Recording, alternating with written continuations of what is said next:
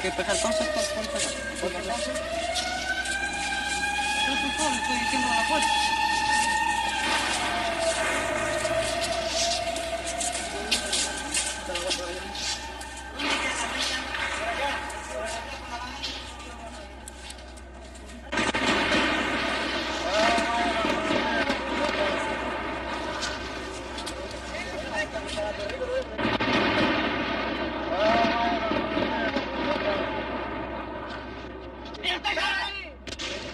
Santiago de Chile, 29 de junio de 1973. Al no poder destituir constitucionalmente al presidente Allende, la estrategia del gobierno norteamericano y la oposición chilena pasa a ser la estrategia del golpe de Estado.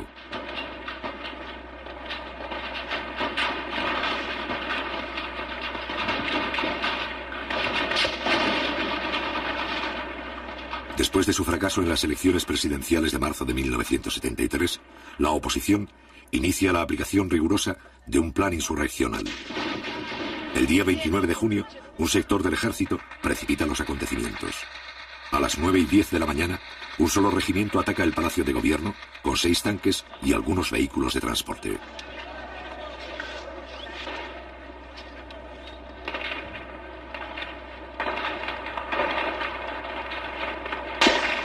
Un poco más tarde, un corresponsal argentino filma su propia muerte. También registra, 2 meses antes del golpe final, la verdadera cara de un sector del ejército chileno.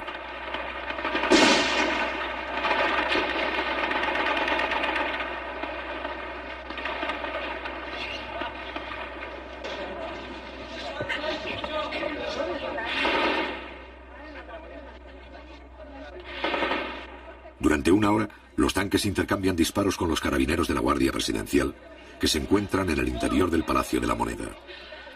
En estos primeros instantes mueren 22 personas. El Parlamento, el Poder Judicial y los partidos opositores guardan silencio.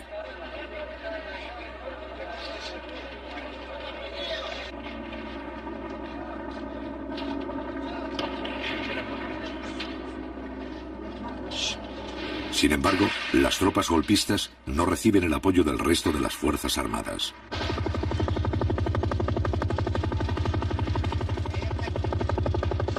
Tal vez considerando que todavía no hay condiciones para el éxito del alzamiento, el resto de la oficialidad no se suma a esta acción. Mientras tanto, las tropas leales inician el primer contraataque para romper el cerco. ¡Cuidado, cuidado, que sale aquí!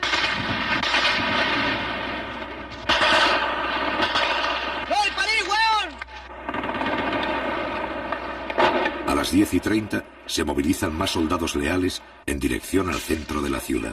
Avanzan por la carretera Panamericana Norte hacia la capital 10 vehículos de transportes de tropa del Regimiento de Infantería de la ciudad de San Felipe. La población civil debe guardar calma.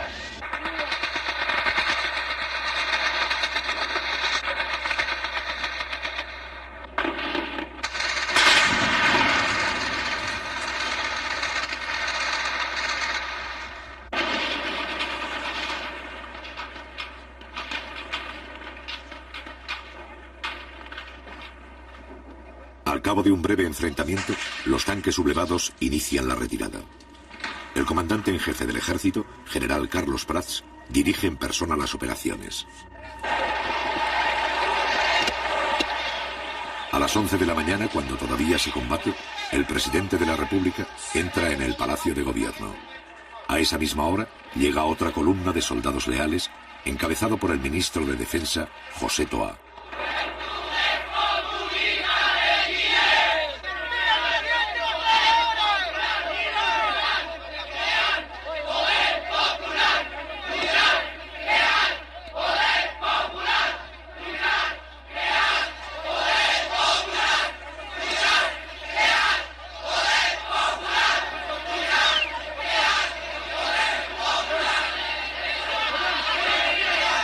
Si bien la situación empieza a controlarse, todavía hay algunas fuerzas que no se han rendido. En su retirada, los tanques siguen haciendo fuego. José Toá, ministro de Defensa, intenta infundir calma ante el peligro de un nuevo enfrentamiento. En esta acción es secundado por el general Pickering. Ministro, si no controlamos a esta gente aquí va a quedar una masacre, oiga, por favor, a ver si usted me ayuda. Váyanse, hombre, váyanse. Váyanse, por favor, porque si no pueden morir algunos.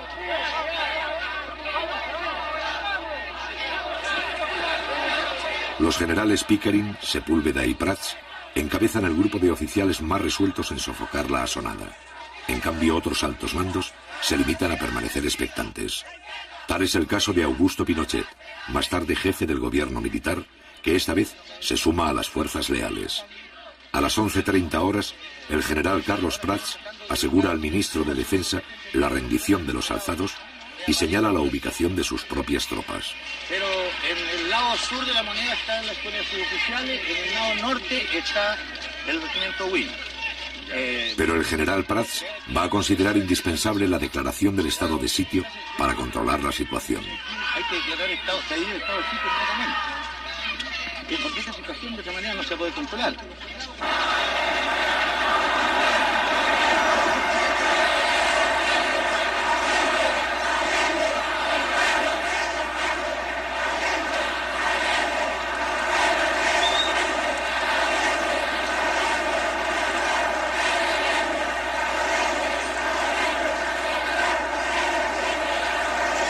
A las 12 del día, cuando ya está confirmada la derrota del alzamiento, el Partido Demócrata Cristiano manifiesta su apoyo al régimen constitucional. El otro sector de la oposición, el Partido Nacional, se niega a hacer declaraciones, en tanto que la directiva del grupo fascista Patria y Libertad se refugia en la Embajada del Ecuador, confesándose así como los autores del cuartelazo.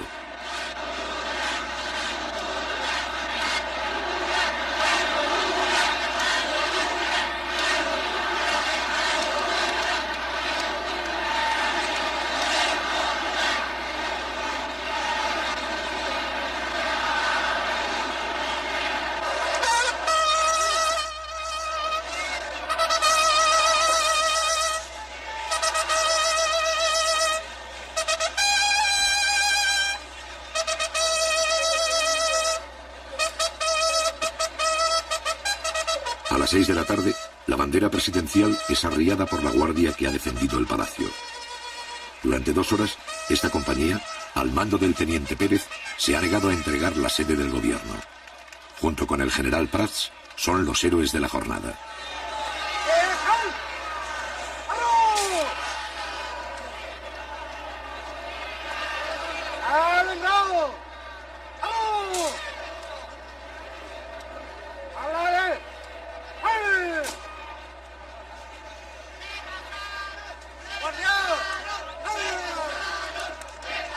La facilidad con que se ha aplastado el conato de golpe abre muchas interrogantes.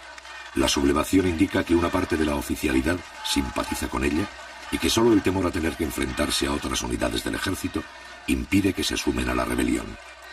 En consecuencia, Allende se apoya en los oficiales constitucionalistas y descarta las acciones que puedan debilitar el carácter legal de su gobierno. Haremos un cambio revolucionario en pluralismo, democracia y libertad, lo cual no significa tolerancia contra los antidemócratas, tolerancia con los subversivos, ni tolerancia jamás con los fascistas, camaradas.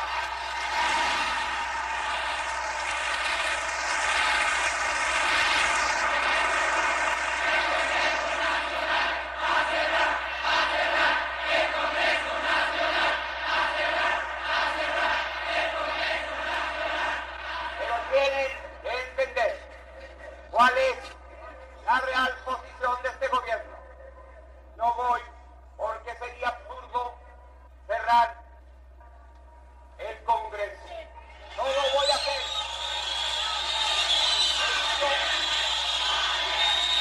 Esto respeto. Pero si es necesario, enviaré un proyecto de ley para llamar a un plebiscito para que el pueblo se denuncie.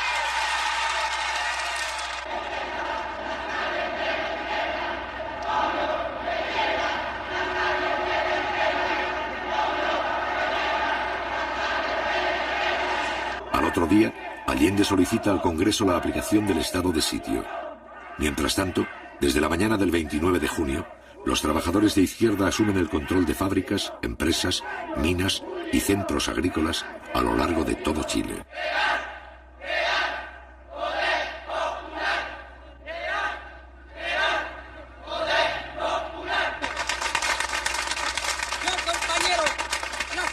De los 500 trabajadores de fábrica de envase ha sido la siguiente: fortalecer los cordones industriales, fortalecer los consejos comunales, fortalecer la junta de vecinos, fortalecer las CAP, fortalecer todos los organismos vivos de la comunidad, compañeros. Compañeros, nosotros creemos que es necesario aprovechar esta coyuntura para pasar a la ofensiva también en términos de ganar nuevos sectores, ¿no es cierto?, en términos de pasar nuevas industrias al área social. Los trabajadores estamos en nuestro puesto de combate, que es nuestra fuente de trabajo, construyendo los elementos necesarios para defenderlos hasta el último ante cualquier arremetida del fascismo o ante cualquier intentona de otros sectores de las Fuerzas Armadas que intentaran derrocar el gobierno.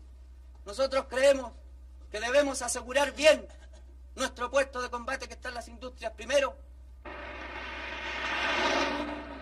Al mismo tiempo se fortalecen todas las formas de poder popular, en especial los cordones industriales.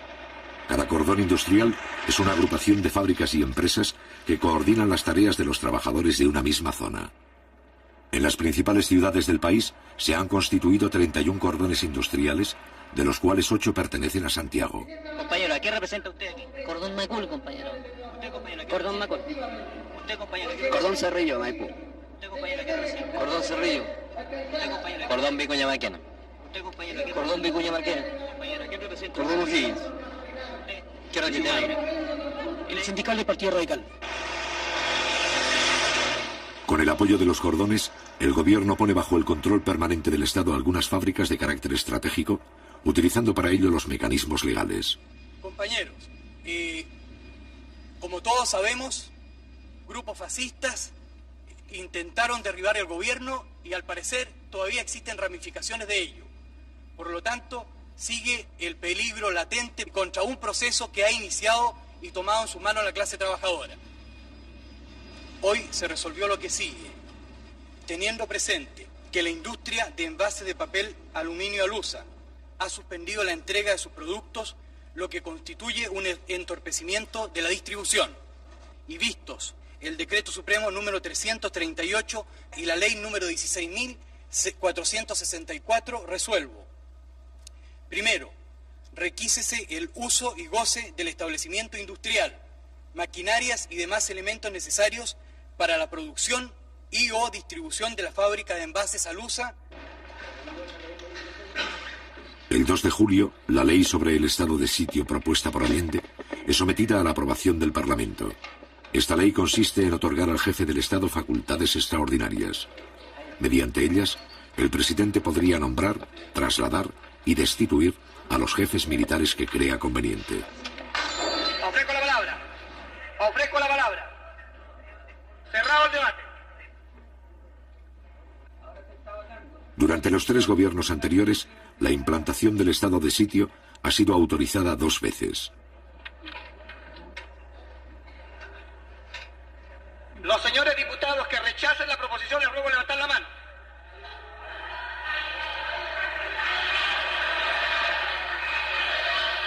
El estado de sitio, principal instrumento legal para afrontar una situación de emergencia, no es autorizado. Resultado de la votación. Por la afirmativa 52 votos, por la negativa 81. Queda rechazada la proposición formulada por el Ejecutivo. La iniciativa del Ejecutivo no consigue convencer al Parlamento. Los partidos opositores estiman injustificado conceder a Allende poderes especiales.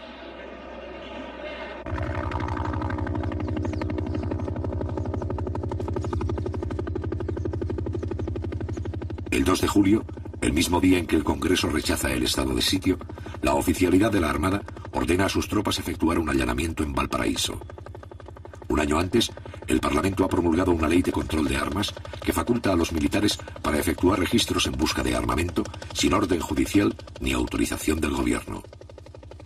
A pesar de la creciente acción terrorista de los grupos de extrema derecha, esta ley hasta ahora nunca había sido puesta en práctica por los militares.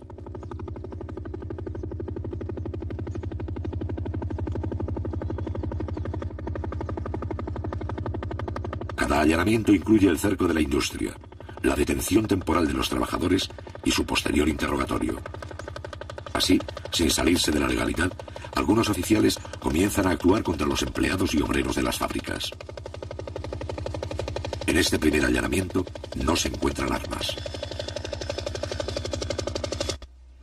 Chile está bajo la agresión del imperialismo norteamericano y un sector de la oligarquía que en octubre del 70 se unió a la ITT y a la CIA para derrocar a este gobierno, pretende repetir una intentona de esa naturaleza.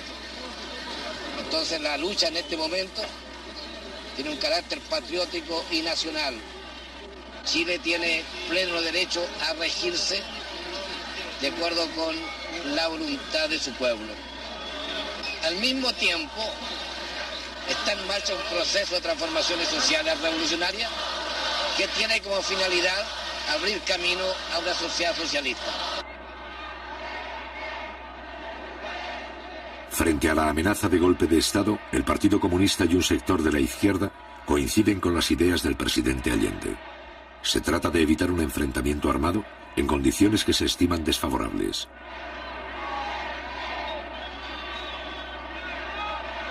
Para ello, este sector plantea apoyarse en los mandos militares que respetan el sistema democrático. En el plano político, tanto Allende como este sector desean llegar a un acuerdo mínimo con la democracia cristiana. Ellos han desarrollado toda una campaña en estos días. Continúan con su campaña orientada a señalar que se trata, en el caso del gobierno popular, de un gobierno ilegítimo. Yo quiero preguntarle al señor Víctor García Carcena cuál es la opinión del Partido Nacional acerca de los hechos del 29 de junio, del tancazo que culminara con la muerte de más de 20 personas inocentes. Yo quiero preguntarle cuál es su opinión, porque el diario La Tribuna, al día siguiente de este hecho, señalaba que se trataba de un show, porque la Radio Agricultura, durante los momentos en que se desarrollaba el intento faccioso, lanzaba, ¿no es cierto?, al aire consignas tales como: por fin ha llegado el día que tantos chilenos esperaban, por fin las Fuerzas Armadas se han decidido a enfrentar este gobierno totalitario, marxista y los otros epítetos que el partido del señor Víctor García Carcena coloca. Este es un delito político. Este es un atentado en contra de nuestro pueblo. El más grave atentado precisamente contra la democracia y el régimen constitucional que ellos dicen defender de la boca para afuera.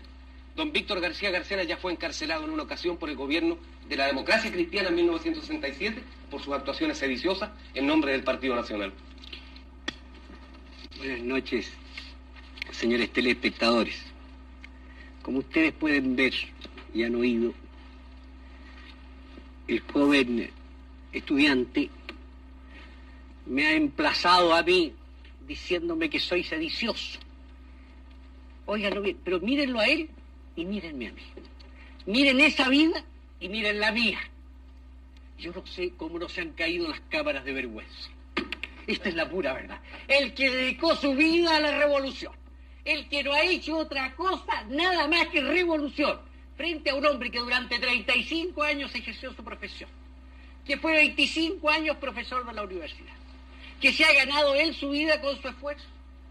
El joven estudiante me emplaza y dice: miren al sedicioso. Es decir, simplemente, como es ridículo, voy a ir a otras cosas.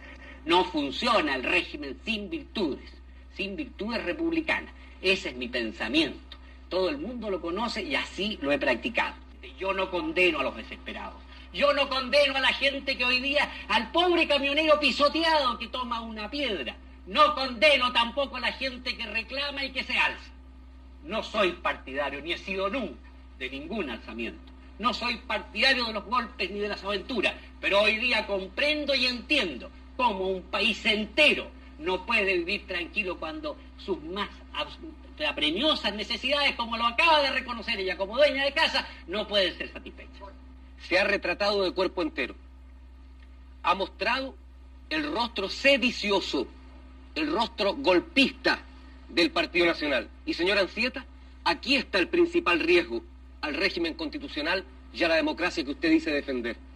El señor Víctor García Carcena, y ustedes lo escucharon, señores telespectadores, acaba de decir que él no condena el alzamiento del 29 de junio, materializado por una unidad traidora, sin duda, a la limpia tradición de nuestras Fuerzas Armadas. no condena el asesinato de más de 22 personas.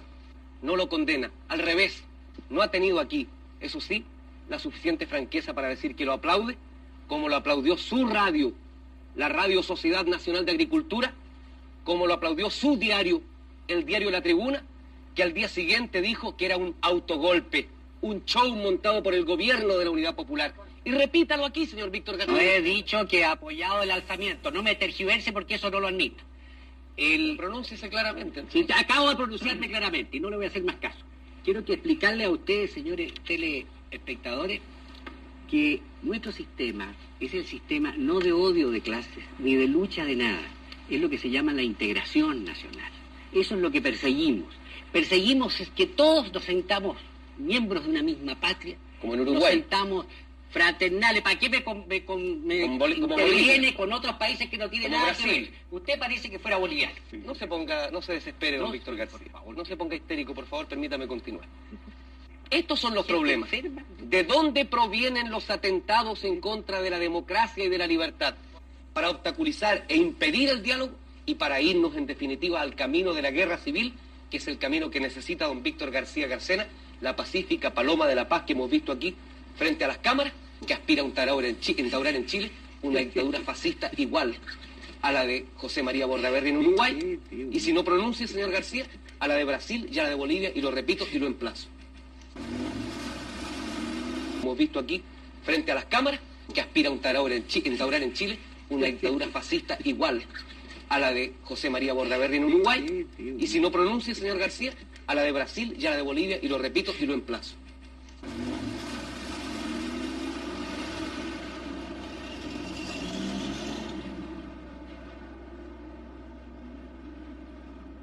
El día 5 de julio, Salvador Allende forma un nuevo gabinete para acometer la crisis y crear condiciones favorables para un diálogo con la democracia cristiana. Con este fin, trata de incorporar a una personalidad de este partido. Yo sé perfectamente bien que los procesos revolucionarios sacuden y convulsionan a los pueblos, pero sé también que aquí hemos querido y tratamos de hacer algo que otros pueblos no alcanzaron, una revolución por cauces distintos, de acuerdo a nuestra historia, a nuestra tradición y a nuestra realidad. Espero que todos seamos capaces de escribir una página más para señalar que Chile tiene su propia voluntad creadora y su noble decisión de hacer cada vez más grande la patria. Luego tomar juramentos de tiro.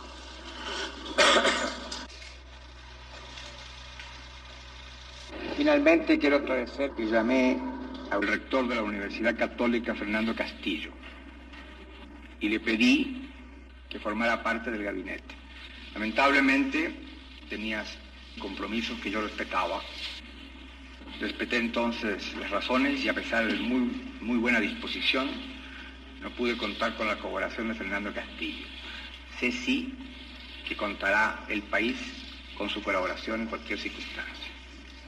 He querido informarles plenamente de esto y además reiterar que tengo confianza en que superaremos las horas difíciles con el esfuerzo de todos. Muchas gracias.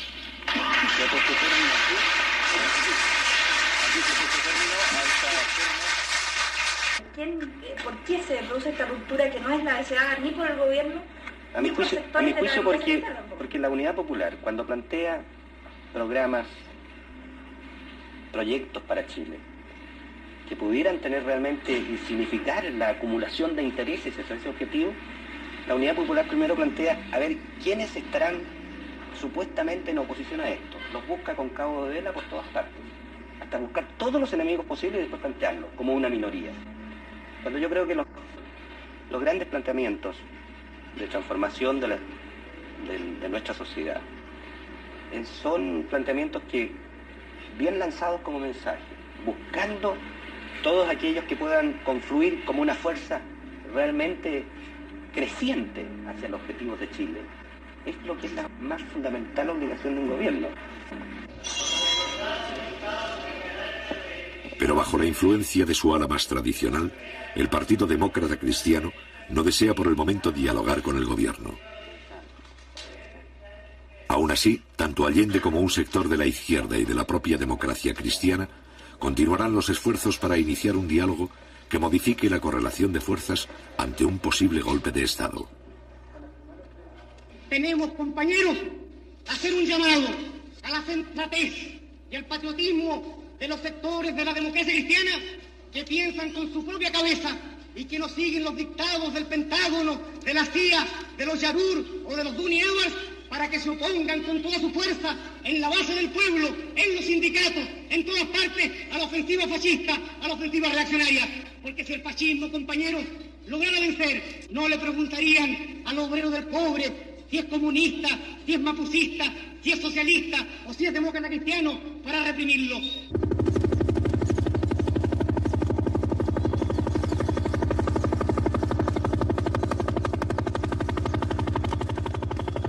El día 8 de julio, la Infantería de Marina efectúa un allanamiento en Valparaíso.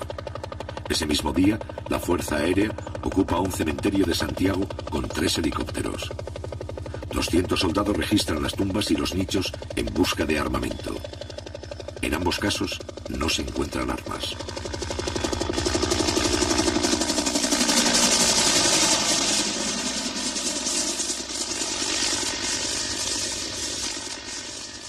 Ya es una cosa ya del otro mundo, se puede decir lo que están haciendo estos momios. Diariamente, pues mira, venir a sacar los muertos. ¿Cómo se le ocurre? ¿A dónde se ha hecho que los muertos? Porque ellos no tienen balas, no tienen nada. ¿Cómo los van a matar? ¿No le parece? Sacarlos los pobrecitos de ahí. De ahí un hueso se le tira quizás a dónde para que lo hubieran muerto a ellos. Así que mañana pasado, en la misma noche, los mandan a aviones listos. Los matan a todos y como somos indefensos, aquí nos quedamos. Pues. ¿Y habría que armar al pueblo entonces? Por supuesto, claro. Y eso es lo que tiene que hacer el gobierno. Y ya lo más pronto. Al gobierno, porque si no lo hacemos nosotros, imposible que... Nosotros somos la fuerza de él. Porque por él, o sea, él está de presidente por nosotros, porque nosotros lo sacamos. No ellos, porque los ricos jamás van a tirar para nosotros. Y todo lo que tenemos nosotros ahora lo tenemos por el gobierno de ahora. Porque nosotros nunca habíamos tenido nada. Así que, ¿cómo no va a estar agradecido uno del gobierno? Eso es lo que hay que hacerle entender a alguna gente que todavía está errada. Tienen su mente media extraviada y no me eso. Tienen su mente media extraviada y no comprenden las obras que se hacen. Uno que está cada día saliendo a trámite cosas, ve lo de arriba, ve el esfuerzo que hacen por los pobladores. Así que... ¿Qué es lo que tenemos que hacer nosotros para defender este gobierno? Unirnos. En primer lugar... Si vienen con armas ellos, ¿cómo le respondemos? Tendríamos que también tener cómo defendernos. Yo creo que ese es el pensamiento de todos aquí. Al menos aquí nadie tiene un arma en este campamento, nadie. Y usted sabe que con mano, con palo no se puede hacer nada.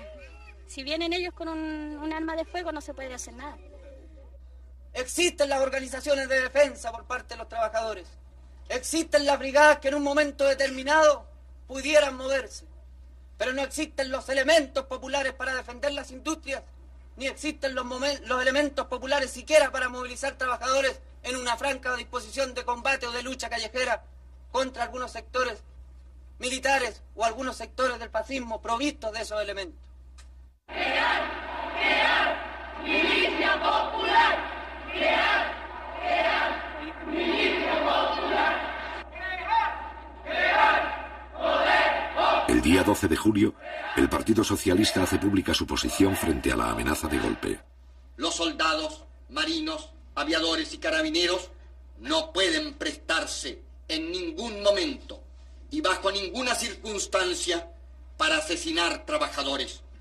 Y llegado el caso de que algunos oficiales se alzaran, los oficiales, suboficiales, clase y soldados no tienen la obligación de prestarle obediencia. Aún más claro, no solo tienen el deber de negarse a acatar órdenes que signifiquen disparar contra el pueblo o participar en aventuras golpistas contra el gobierno o los trabajadores, sino que oponerse activamente a ellas. La burguesía debe estar clara que no puede actuar impunemente. A cada acción subversiva, a cada atentado contra Chile y su gobierno, los trabajadores responderán invariablemente utilizando todos los métodos y con todos los recursos que sea necesario. Nuestro partido piensa de que la toma de empresas, fábricas, fundos, es una respuesta legítima de la clase obrera y de los trabajadores a la actitud sediciosa y golpista de la derecha. Hemos dicho de que la reacción debe pensar cada uno de sus pasos. Sobre la posición del partido frente a estos allanamientos que hacen los militares de nuestra industria a la búsqueda de armas, que considero que es una forma ofensiva hacia la clase, porque considero que los trabajadores, si en algún momento se hubiesen armado, es para defender a su gobierno, el gobierno de los trabajadores. Entonces, usted como abogado y jurista, ¿cierto?, podría explicarnos cuándo es legal, ¿no es cierto?, y cuándo es ilegal. Porque aquí aparece una cosa.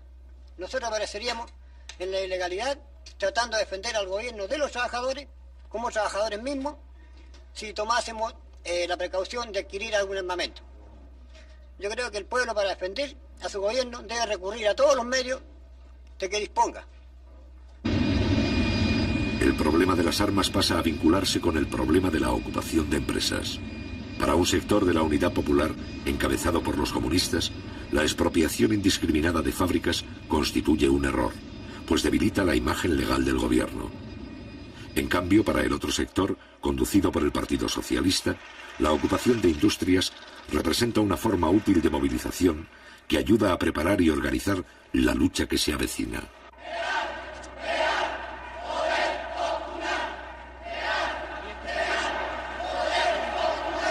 Este sector afirma que el choque armado con la derecha es inevitable y que la única forma de encarar un golpe es con la organización de las masas, fortaleciendo el poder popular, en especial los cordones industriales.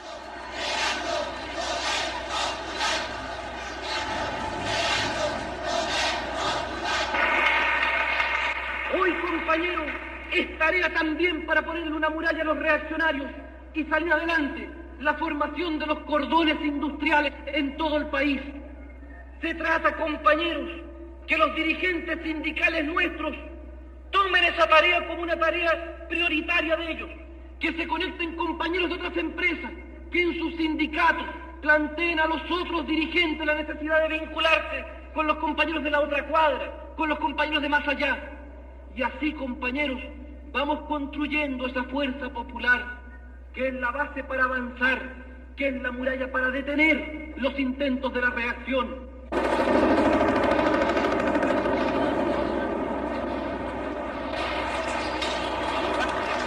El 19 de julio, el regimiento Arauco ocupa la central de trabajadores en la ciudad de Osorno.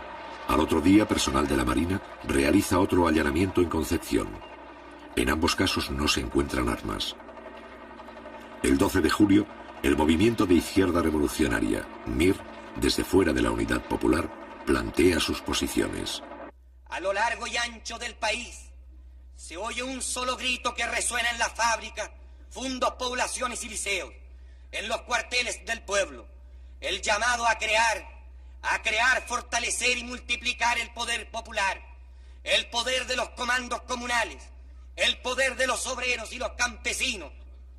Los revolucionarios y los trabajadores deben de inmediato extender las tomas de fábricas y fundos, multiplicar las tareas de defensa, impulsar el poder popular como gobierno local autónomo de los poderes del Estado.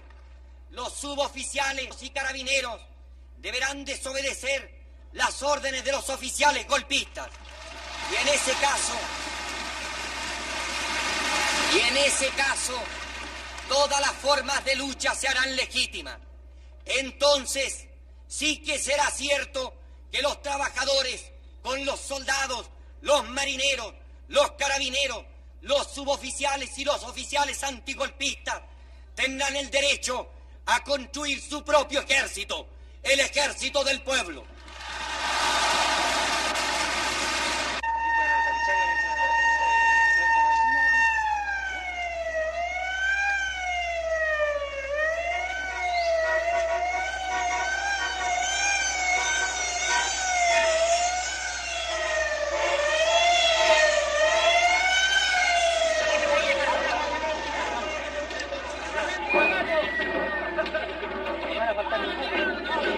El 19 de julio los trabajadores del cordón industrial Vicuña-Maquena ocupan la principal carretera de su zona.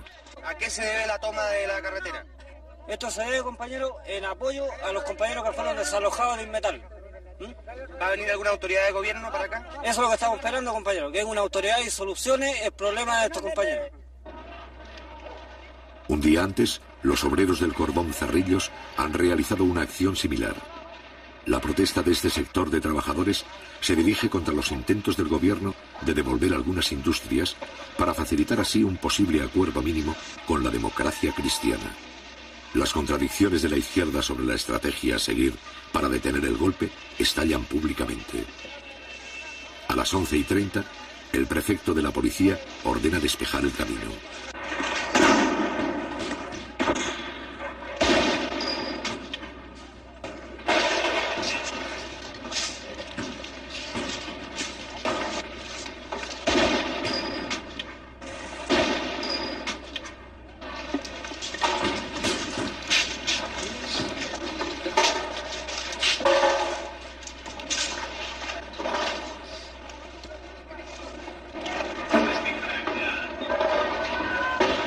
Los carabineros solo pueden avanzar hasta la primera barricada. Más allá, hay 4.000 obreros a lo largo de 7 kilómetros.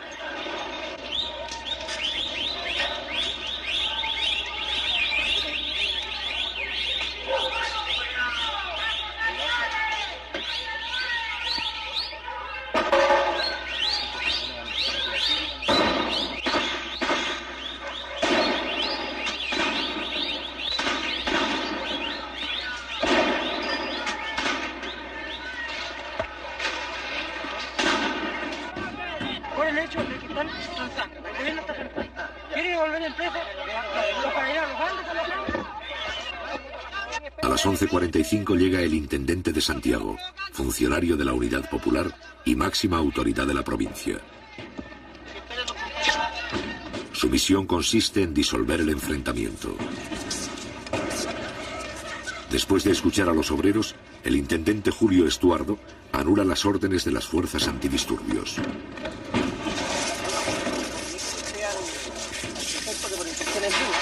No se va a mover nada aquí y ustedes se van a retirar a 2 cuadras más allá. ¿Ah? Así que retírense las fuerzas policiales. Ojalá más allá de Avenida Mata. ¿Ah? Y comuníquenle al prefecto que es una instrucción mía. Ya, gracias. La policía debe retirarse, pero el problema de las fábricas ocupadas va a seguir debatiéndose con la presencia de los delegados de la Central Única de Trabajadores. La CUT determinó una comisión que iba a ver los casos de las industrias que están hoy día en manos de los trabajadores. Y esa comisión está hoy día estudiando esos problemas a través con los organismos que corresponden, Corfo y Ministerio de Economía. Porque aquí hay que tener claro, compañeros, de que hay muchas industrias que no todas las que están tomadas, porque hoy día en Santiago hay una cantidad enorme de industrias tomadas, no todas van a poder ser pasadas al área social, por diferentes razones. Además, cuando la CUT lanzó el llamado de tomarse las industrias en caso de cualquier intentona golpista, esto significaba, digamos, en épocas críticas, parar la acción del fascismo. Pero en todo caso eso no significa de que indiscriminadamente todo tipo de industria va a pasar al área social, porque por allí también hay algunos problemas con industrias que están desfinanciadas totalmente y que el Estado, al hacerse cargo de ellas, en la práctica se hace cargo de callo, cuestión que no puede ser. De manera de que esto se ha estado discutiendo con los compañeros trabajadores afectados de las industrias respectivas.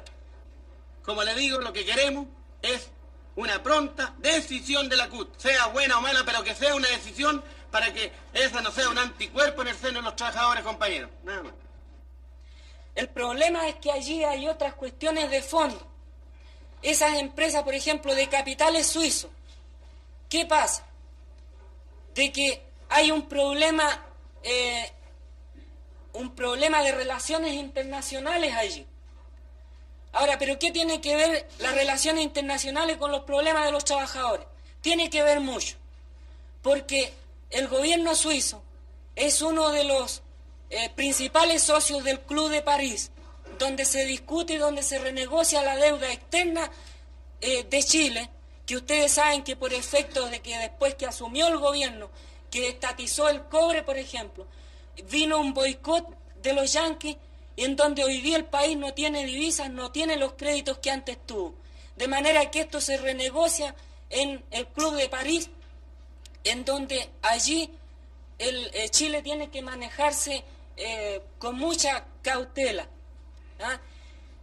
Entonces, aquí no se trata de internacional, se trata de pasar a la red social toda la industria que a nosotros nos interesa, sin transar con nadie, compañero.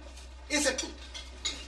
Porque estas cosas, compañero, que usted está explicando en el ámbito internacional, es indudable que los trabajadores en general no lo van a comprender. Si usted no le da unas razones más criollas y con palabras en que todos las entendamos, los compañeros en este caso pueden pasar por sobre los dirigentes que están en la Central Única de Trabajadores. ¿Me puedo responder también a eso? O sea, también hay respuestas, si pudiéramos decir, más criollas, más chilenas. Porque hoy día, ustedes saben, compañeros, de que nosotros, la clase obrera, a través de este gobierno hemos ganado una parte del poder, pero no hemos ganado todo el poder. La reacción busca de que las fuerzas del orden, ya sean carabineros o militares, se enfrenten a los trabajadores a través de esa lucha que plantea el compañero y no obedecen a la dirección central aquí. Se toman justicia por sus manos y se enfrentan a los carabineros, se enfrentan a los milicos y después entonces se acusa al gobierno de que aquí hay indisciplina, de que no hay autoridad y estamos a un paso de que se acuse constitucionalmente al presidente de la República, porque eso es lo que quieren. Pero nosotros, compañeros, también tenemos la película bien clara. Se nos pidió organización, que nos organizáramos los obreros, que entráramos a formar los cordones y comenzáramos a organizarnos en todos los frentes. Nos hemos organizado, compañeros, en los frentes poblacionales. Nos hemos organizado en los frentes obreros, en los sindicatos. Nos hemos también organizado en los cordones. Y aún seguimos con la misma cantinela, pues, compañeros, de que no es el momento y de que hay un poder legislativo y hay un poder judicial. Se nos pidió que nos organizáramos desde un comienzo, desde la población hasta el nivel más alto. Y hasta el momento nos hemos organizado, pues, compañeros, y seguimos aún diciendo, el compañero presidente nos sigue pidiendo a nosotros que tengamos calma, que sigamos actuando en esta forma y sigamos organizándonos. ¿Pero para qué? ¿Cuál es el miedo, compañeros, de llegar a presentarnos los obreros en un paro general? Y presentarlo a los pobladores también a su vez y pedir al compañero presidente, como a todo el Poder Ejecutivo, de que una vez por todas se decida, pues, compañeros, cuál es el plan que tiene de lucha, cuál es el plan para que nosotros también al organizarnos nos presentemos frente a ellos y pidamos, compañeros, si es necesario, como presentan los de la derecha, que lleguemos a un plebiscito. Nosotros comenzamos el plebiscito, compañeros, por las poblaciones hasta el nivel más alto. Y le aseguro que ganamos de aquí a Huancagua, pues, compañeros, y pasamos de largo, pues, compañeros. Porque tenemos organización dentro de los campamentos, dentro de los cordones industriales, dentro de los sindicatos. Y la CUT, compañeros, está apernando igual todavía, pidiéndonos a nosotros que tengamos calma y que esto no se puede hacer porque esto pertenece a la reina Isabel, el otro pertenece a Suiza, y así, y en fin, compañeros, siguen inventando cosas. La verdad de las cosas, compañeros, es que el pueblo, los obreros ya nos estamos cansando, porque esto es tramitación. Y estamos luchando contra la burocracia y dentro de nosotros mismos, dentro de nuestras propias defensas, de nuestros propios sindicatos, dentro de nuestro propio poder, compañero, como es el CUB, sigue aún la burocracia, pues, compañero. ¿Hasta cuándo? Yo quiero que insultarle a usted, compañero. ¿No tiene usted confianza en el poder popular, compañero? ¿No tiene confianza la CUB en los obreros que hemos ido al frente en el día viernes cuando nos presentamos frente al compañero Allende a gritar y apoyarnos en todo sentido? ¿No tiene confianza el presidente en las organizaciones que nos ha hecho formar? ¿No tiene confianza, compañeros, los diputados apernados que están arriba y que no quieren hacer nada, compañeros? ¿No tienen confianza los senadores, compañeros, que en vez de alegar una causa que nosotros, los obreros, los hemos puesto para que aleguen, para que luchen por nosotros, cuando se levantan los señores de la derecha, lo único que hacen es levantarse el asiento y mandarse a cambiar, pues, compañeros? Ya está bueno de todas estas cosas. Por algo nos hemos organizado y por algo nos estamos reuniendo en esta noche aquí, pues, compañeros, para pedir que si las cosas están en la área social, bueno, tratemos de hacerlas llegar, pues. Las que no sirven, pues, compañeros, dejémoselas a eso, a los derechistas, pues, compañeros. Dejémoselas a los momios.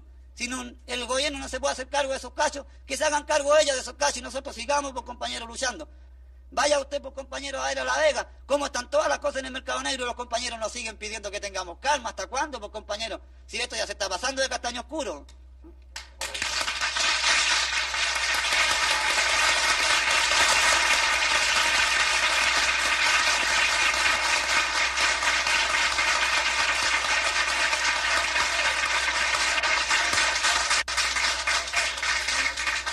¿Acaso ustedes no saben la composición de clase que existe hoy día en las Fuerzas Armadas, compañeros?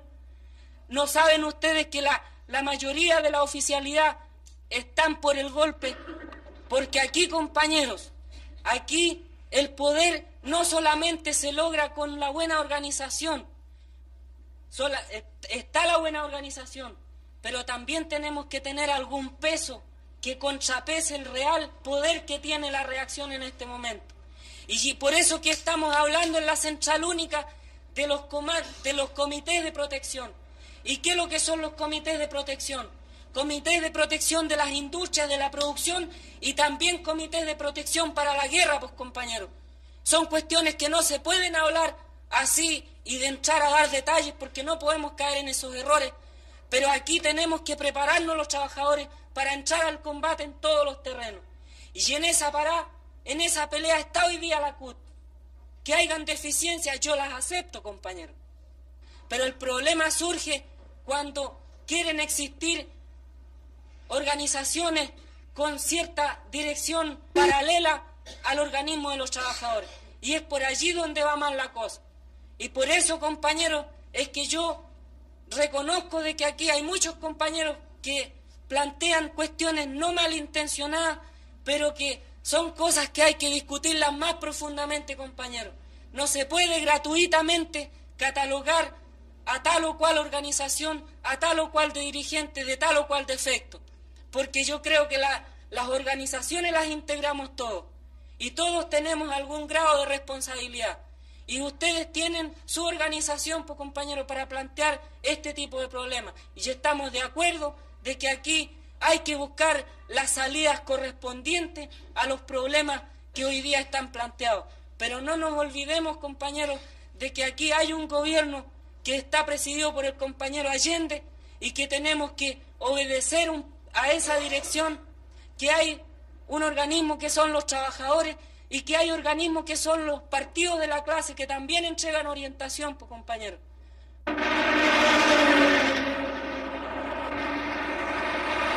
El día 19 de julio, la Escuela de Infantería allana una fábrica en el pueblo de San Bernardo.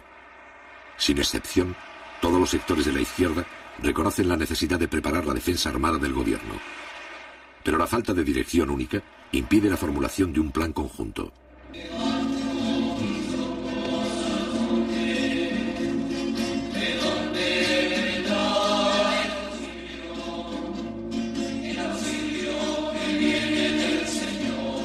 El 20 de julio, en vista de la creciente ola de violencia, la Iglesia Católica lanza públicamente un llamado en favor del entendimiento pacífico.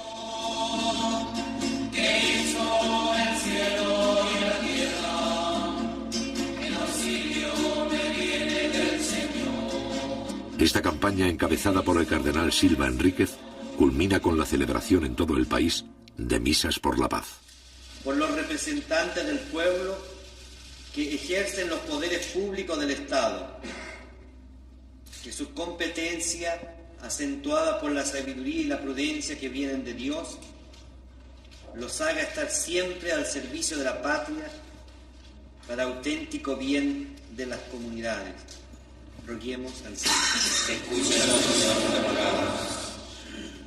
Por los ciudadanos de nuestra patria, para que en la diversidad de opiniones y preferencias, Dios ilumine nuestras conciencias, apacigüe las pasiones, domine los rencores partidistas, de modo que prevalezca el bien común de los chilenos. Roguemos al Señor.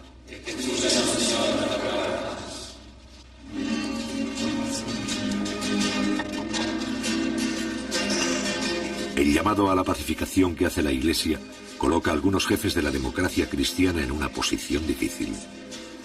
Durante 20 días se han negado a aceptar el diálogo con Allende. Si ahora no deponen su actitud, entrarán en contradicción con la posición pública de la Iglesia.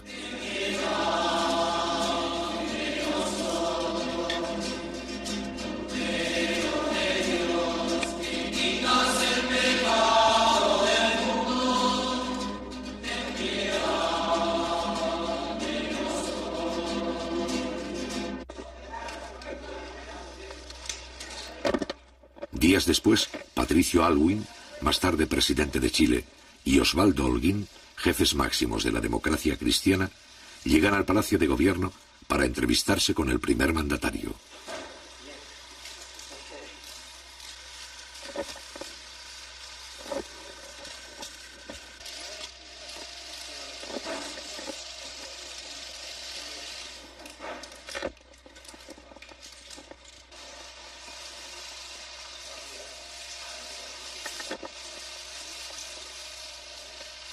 Consciente de las discrepancias, pero convencido de su estrategia, Allende se muestra dispuesto a lograr un entendimiento mínimo que evite la ruptura constitucional.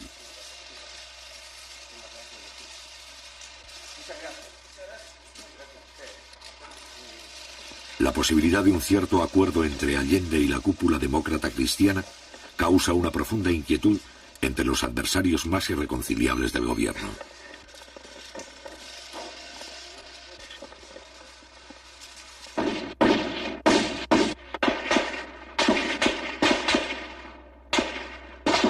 El 27 de julio, a la 1:30 de la madrugada, la extrema derecha asesina al comandante Arturo Araya Peters, edecán naval del presidente Allende.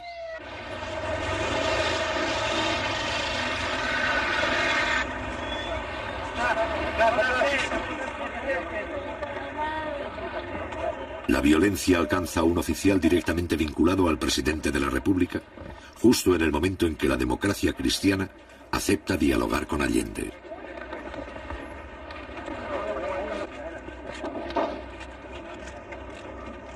Hombre de confianza del presidente, Araya se había convertido en el principal enlace entre el gobierno y los oficiales constitucionalistas de la Marina.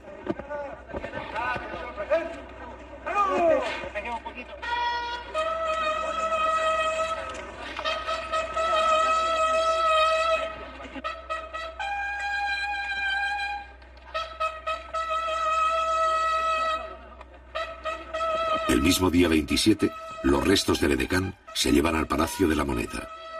Posteriormente se trasladan a Valparaíso, para ser enterrados con honores militares.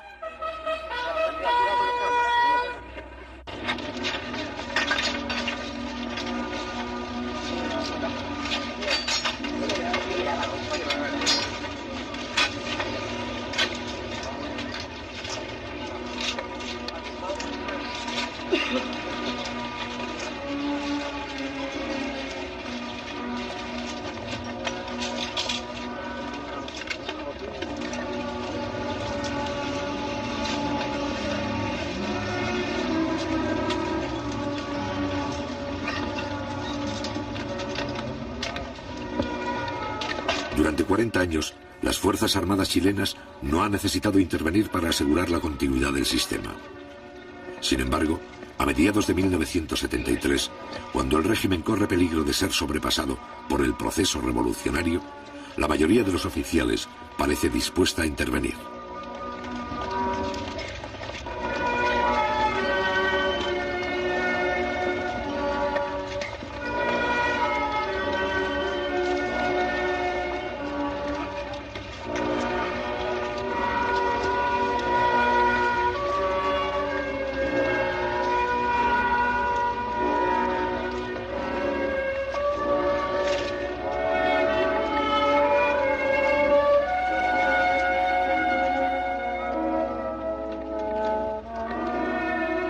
Meses más tarde, en su exilio de Buenos Aires y antes de ser asesinado, el general Carlos Prats declara que una de las razones para eliminar al comandante Araya era impedir que Allende se informara de lo que estaba ocurriendo en los círculos militares de Valparaíso.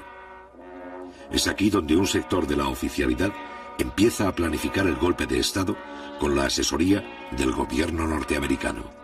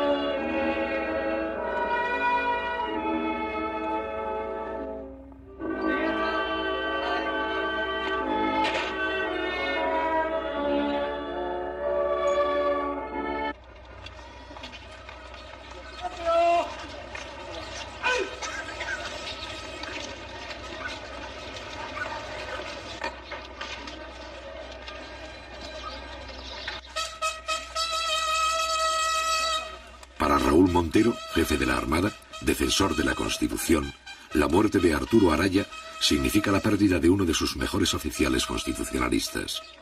Para Allende, este es uno de los peores momentos que debe afrontar durante su mandato. Para José Toribio Merino, más tarde miembro del gobierno militar, la muerte del edecán no altera sus planes.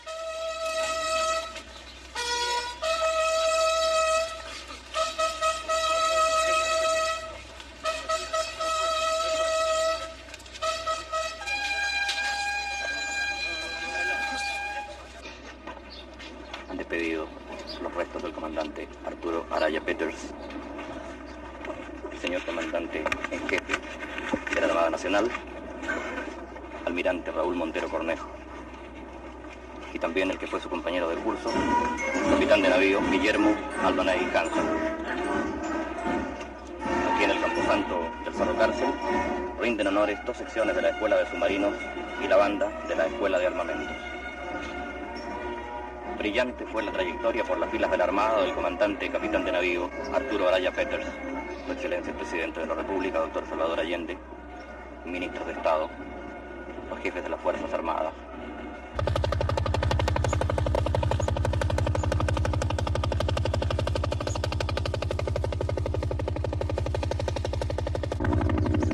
Los allanamientos en busca de armas se intensifican. El día 3 de agosto, los militares rodean una de las principales fábricas del cordón Cerrillos de Santiago. Estos operativos permiten a los oficiales reconocer el terreno y estudiar la reacción de los trabajadores. A su vez, acostumbran a la tropa a enfrentarse con la población civil y vigilan el comportamiento de sus propios soldados.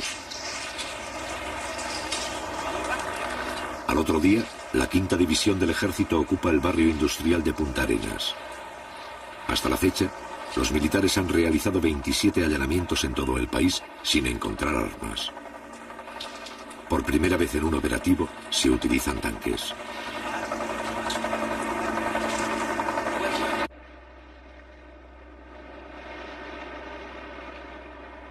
Durante esta semana, los empresarios del transporte declaran un paro por tiempo indefinido. Con esta huelga, la extrema derecha desea precipitar el caos económico y sabotear el diálogo del jefe de Estado con la democracia cristiana. Los empresarios concentran sus vehículos en determinados puntos estratégicos para dar la impresión de fuerza y mantener la cohesión interna. Según revelaciones posteriores del New York Times, los huelguistas son financiados con $5 millones que provienen de la Agencia Central de Inteligencia, CIA. Cada uno de los 35.000 empresarios recibe $4 diarios al cambio del mercado negro.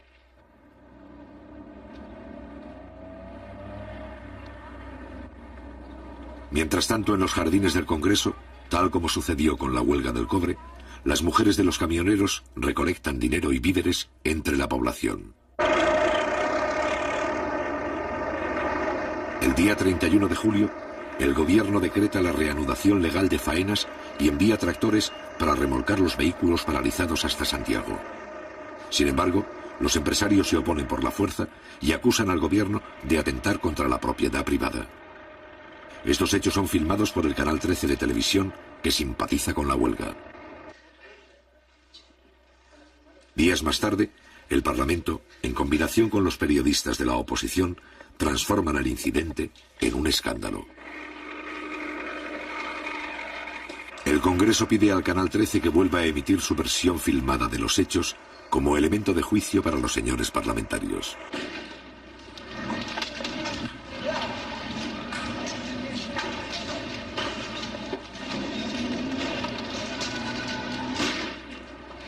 Avalando el reportaje, los parlamentarios consiguen retransmitir estas imágenes al público varias veces, presentándolas como un documento de carácter oficial. Esto pone de manifiesto el poder de la oposición en los medios informativos, así como la libertad de expresión que tolera el gobierno. El bloque opositor controla el Canal 13, primera sintonía de Santiago, así como el 75% de las radios y el 70% de la prensa escrita.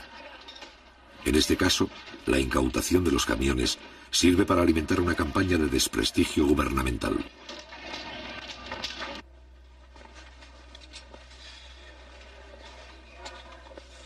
Mientras esto ocurre en el Parlamento, los contactos entre Allende y la democracia cristiana llegan a un punto muerto. La directiva de este partido plantea al jefe del Estado 3 condiciones. Debe someterse a la autoridad del Congreso y renunciar así a las facultades presidenciales que otros mandatarios de Chile tuvieron. Debe retroceder en su política de nacionalizaciones. Y finalmente, debe incorporar en puestos claves de gobierno a militares que cuentan con la exclusiva confianza de la democracia cristiana. En respuesta, el presidente Allende se opone a esta capitulación. El mismo día, la democracia cristiana suspende el diálogo.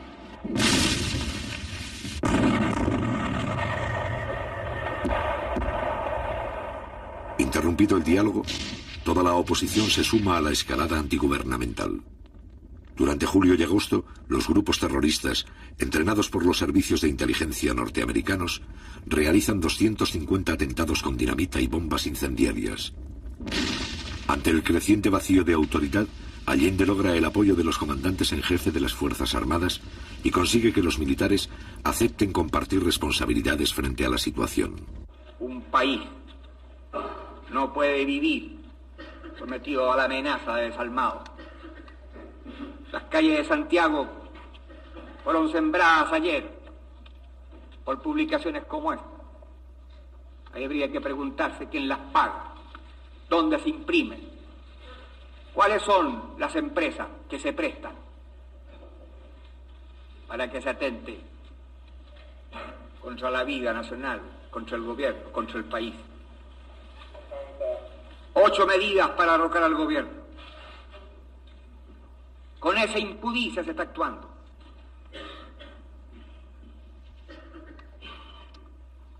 Este gabinete tiene que terminar con el paro fascista de los transportistas,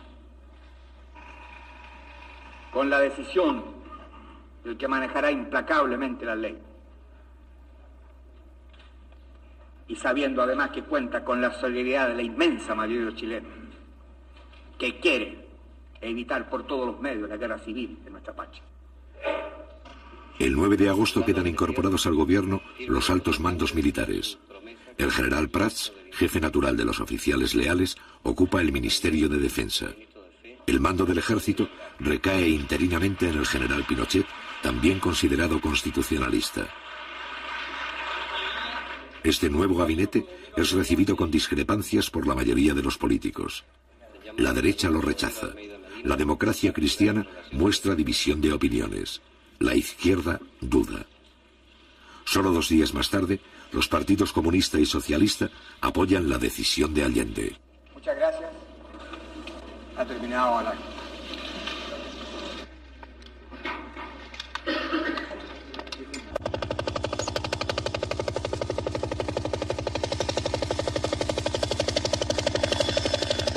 El 11 de agosto se realiza la primera gestión del gabinete cívico-militar para requisar camiones. Sin embargo, las iniciativas de los altos mandos chocan con la mayoría de los oficiales que miran con simpatías el paro y se muestran hostiles para sancionar a los huelguistas. Esto pone en evidencia que una parte del aparato militar también está implicado en la ofensiva contra el gobierno. Según revelaciones posteriores de la prensa norteamericana, William Colby, exdirector de la CIA, nunca desmintió el apoyo de su cuerpo en la preparación y sostenimiento económico de la huelga, al ser interrogado por la Cámara de Representantes en Washington en octubre de 1973.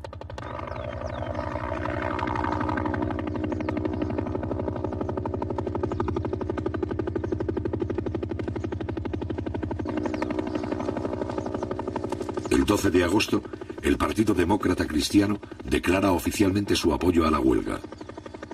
En las fábricas, las materias primas comienzan a disminuir y en el campo escasean las semillas. En estas circunstancias, el gabinete cívico-militar ha fracasado.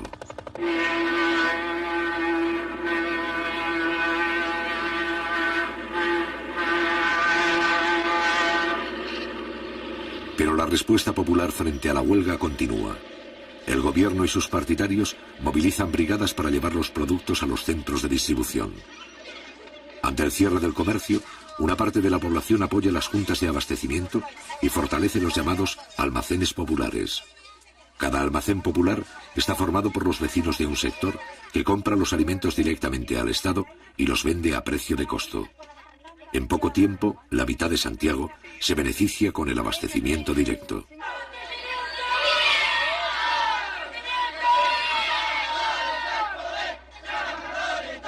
En algunos barrios, los cordones industriales envían piquetes de obreros para vigilar la distribución y abrir los comercios cerrados.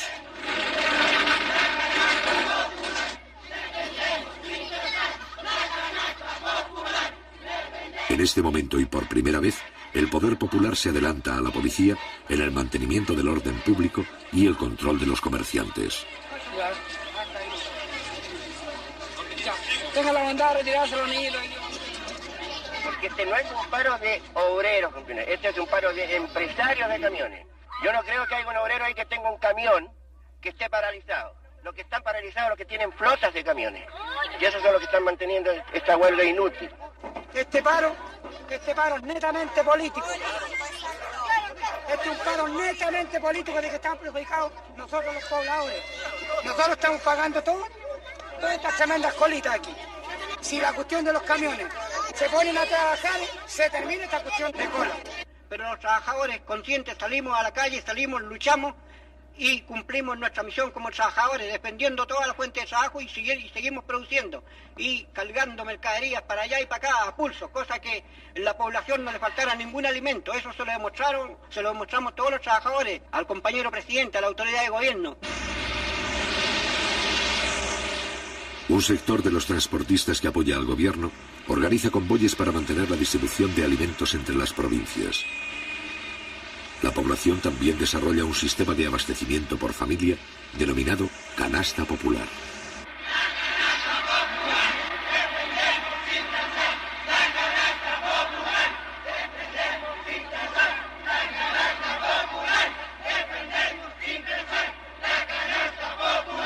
¿Qué opina usted de la actitud del gobierno frente a la crisis que estamos viviendo?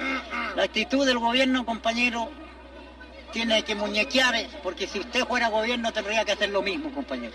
Porque el gobierno tiene que bailar en la cuerda floja muchas veces. Yo creo, compañero, no es culpa del gobierno. Para mí, como socialista marxista del año 32, a esta parte, compañero, porque yo estuve en la pelea en la República Socialista, a Mamaduque Groves, compañero, y a otro, después que cayó en un error el compañero Groves. Cuando el pueblo le pedía las armas, compañero, y él siendo militar no las entregó, compañero. Claro que habría sido, compañero, una matanza incontrolada, compañero, porque allí quizás que habría pasado, porque si ahora mismo, compañero, a nosotros nos falta mucho, digo yo, de tener un buen frente, que lo tenemos en todas las poblaciones.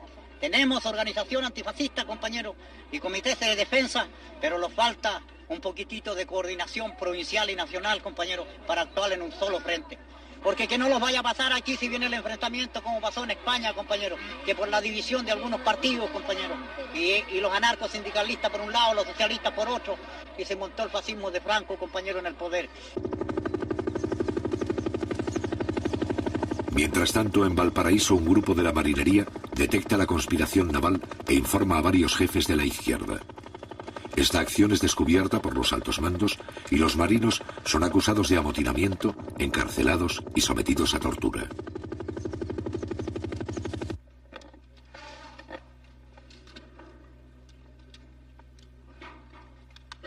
Mediante un acuerdo en la Cámara de Diputados, la oposición rompe definitivamente el 22 de agosto con el régimen constitucional.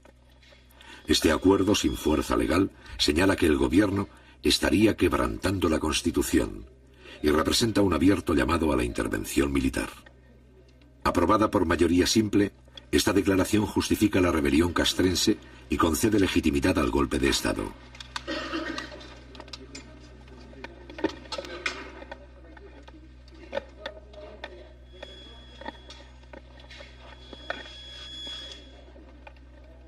A partir de ese momento, los hechos se precipitan. Un grupo de mujeres se congrega frente a la casa del comandante en jefe del ejército, general Carlos Prats, jefe natural de los oficiales que respetan el sistema democrático. La manifestación, donde participan las esposas de 6 generales, es para señalar a Carlos Prats de que ya no tiene el apoyo de la cúpula militar. Al otro día, la Junta de Generales le niega su respaldo y Carlos Prats resuelve presentar la renuncia.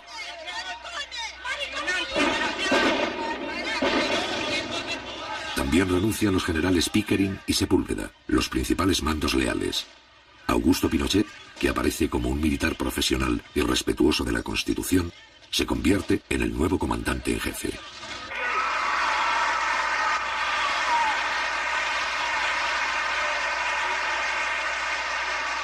Mientras la conspiración avanza, la oposición civil inicia la última ofensiva.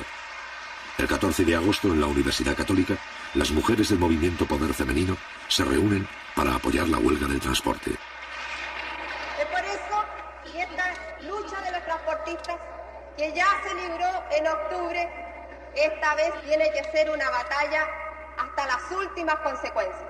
Así lo hemos entendido todos los que estamos apoyando a los transportistas en su justa lucha.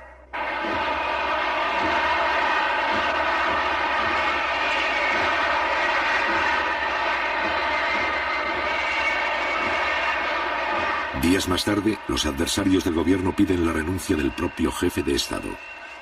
Casi 3 años de guerra económica han permitido a la Casa Blanca y la oposición interna ganar un importante sector de la clase media. Es aquí donde los oficiales rebeldes encuentran la base de apoyo social para la continuación de sus planes.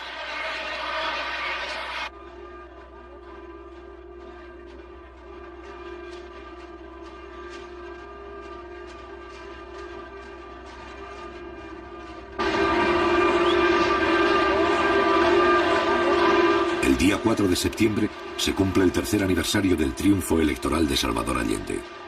A pesar de la crisis, los simpatizantes del gobierno realizan una de las concentraciones más grandes de la historia política del país.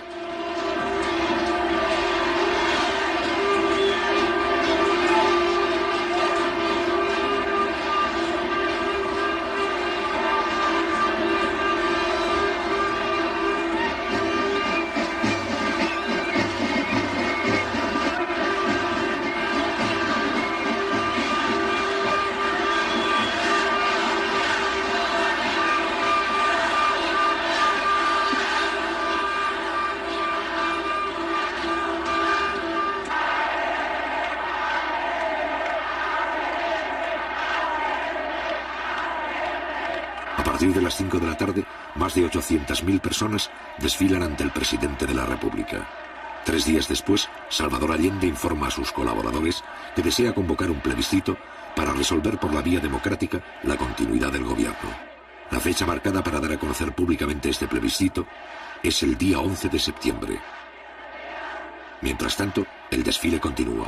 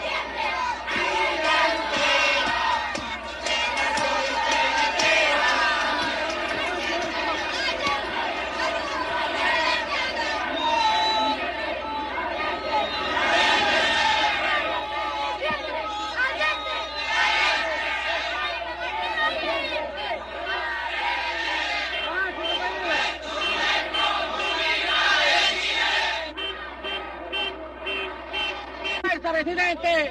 ¡Mucha fuerza! ¡Viva María Arcillo!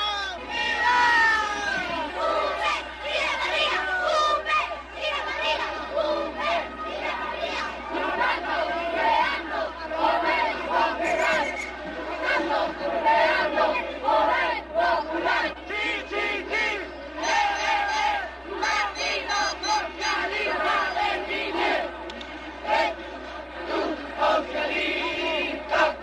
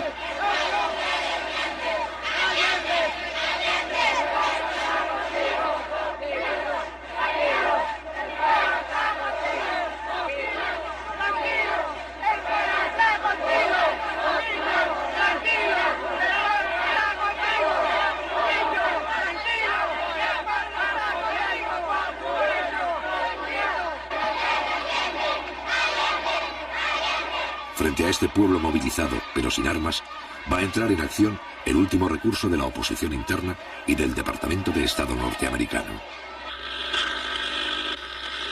Les habla el presidente de la República, desde el Palacio de la Moneda. Informaciones confirmadas señalan que un sector de la marinería habría aislado Valparaíso y que la ciudad estaría ocupada. En todo caso, yo estoy aquí en el Palacio del Gobierno y me quedaré aquí defendiendo el gobierno que represento por la voluntad del pueblo.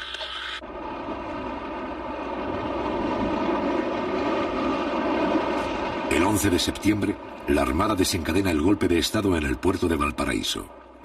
Al mismo tiempo, 4 destructores norteamericanos se acercan a las costas chilenas para participar en la Operación Unitas y mantienen contacto permanente con los golpistas.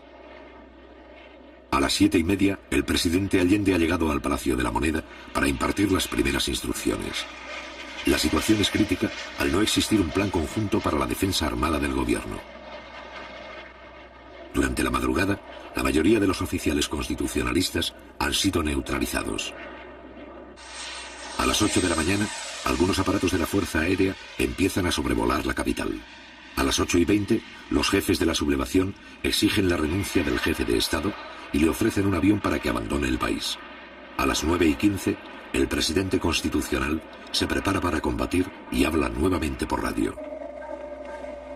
La Fuerza Aérea ha bombardeado las torres de Radio Portales y Radio Corporación. Ante estos hechos, solo me cabe decirle a los trabajadores, yo no voy a renunciar. Colocado en un tránsito histórico, pagaré con mi vida la lealtad del pueblo. La historia es nuestra y la hacen los pueblos. ¡Viva Chile! ¡Viva el pueblo! ¡Vivan los trabajadores!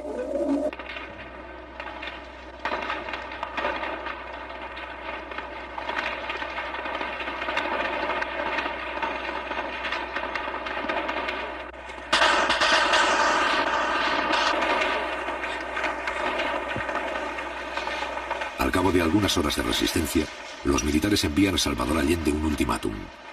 Si no se rinde, la aviación iniciará el bombardeo. Ante estos hechos, el primer mandatario deja en libertad de acción a la guardia del palacio, quienes hacen abandono del edificio. Junto al presidente Allende, que rechaza la rendición, permanecen 40 combatientes civiles dispuestos a enfrentar el ataque.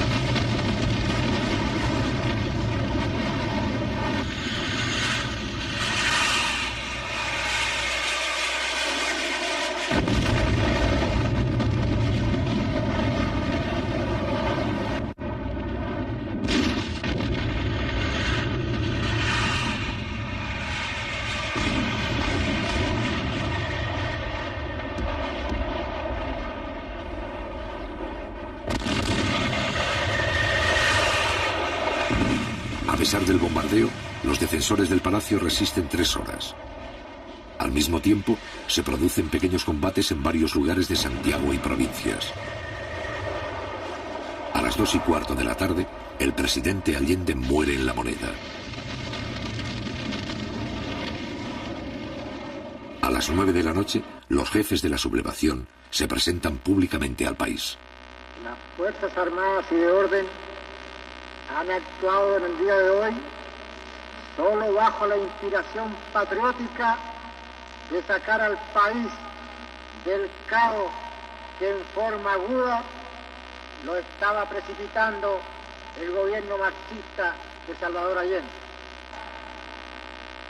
La Junta mantendrá el poder judicial y la asesoría de la Contraloría. Las cámaras quedarán en receso hasta nueva orden. Eso es todo.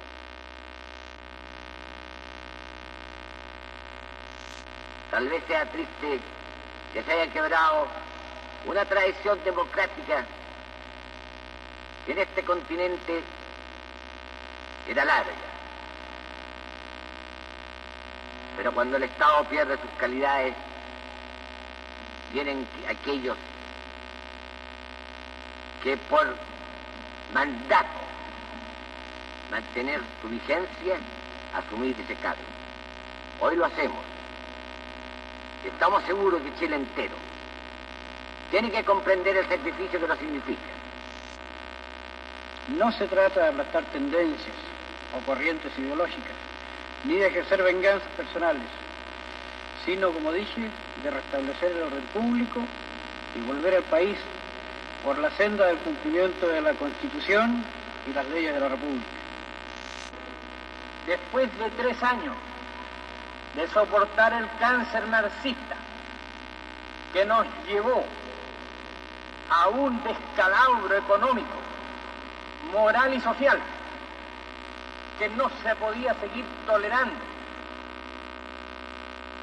por los sagrados intereses de la patria, nos hemos visto obligados a asumir la triste y dolorosa misión que hemos acometido. No tenemos miedo, sabemos la responsabilidad enorme que cargará sobre nuestros hombros, pero tenemos la certeza, la seguridad de que la enorme mayoría del pueblo chileno está con nosotros, está dispuesto a luchar contra el marxismo, está dispuesto a extirparlo hasta las últimas consecuencias.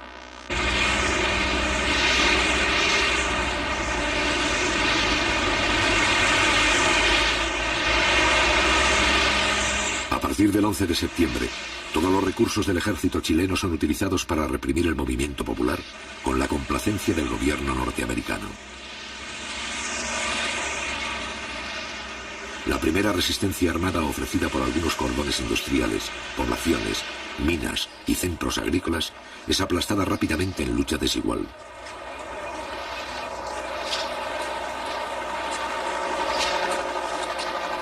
Cientos de personas pierden la vida y los principales campos deportivos se convierten en campos de concentración.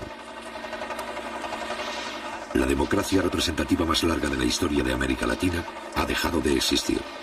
Sin embargo, a partir del mismo día 11 de septiembre, las fuerzas democráticas comienzan a reorganizarse poco a poco en la clandestinidad y adoptan numerosas formas de resistencia. La batalla de Chile no ha terminado.